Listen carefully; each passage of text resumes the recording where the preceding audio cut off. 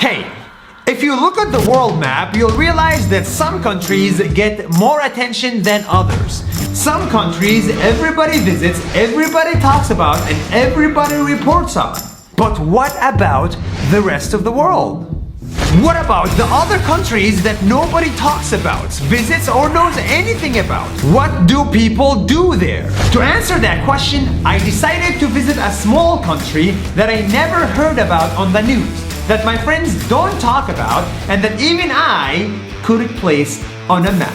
This is the story of one of these underrated countries, the country of Armenia. And this story starts with water. Water, water, and more water. Everywhere I went, I saw small water fountains that were always on. I was confused. What's going on in Armenia? Apparently, this is how the majority of Armenians drink. They stop, they drink, they leave, and the rest of the water is recycled.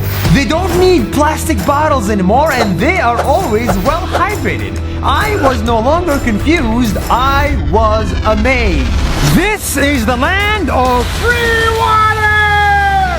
The next day, I visit their schools only to learn that every kid in Armenia is taught chess. The only country in the world to do so. They have classrooms and schools dedicated just for chess. And after school, kids are sent to modern institutions to learn engineering, design, and music, and all of this they get for free here. I was amazed. Amazed at how a country I never knew before does so many things differently. That explains why Armenians are some of the best in the world at chess, like this grandmaster. That's why they are building huge technology companies. And maybe that's why they have a president who can engineer computer games and host you for drinks. Cheers with Armenian brandy, the best one in the world. What I thought was just another country turns out to be one of the oldest places in the world, older than Rome. This is the first country to adopt Christianity and build the world's first churches. I had no idea.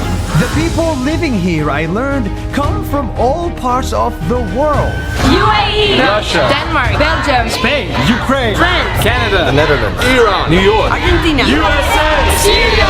They are the ones that make up Armenia, the ones who built these beautiful churches, and the ones that developed this unique culture thousands of years ago. And because their country is so small, every night they hang out by the main square, coming under the dancing fountain. This is a beautiful sight of a community. I arrived in Armenia dancing in a fountain by myself, only to live in love with Armenia and dancing with the rest of them. This is the land of free water! And all of this happened in one country I couldn't place on the map a week before. This was not the story of Armenia, this was the story of many countries like Armenia that don't get the recognition that they deserve. Because even if the map shows you every country in the world, I am convinced that the world is yet to be discovered.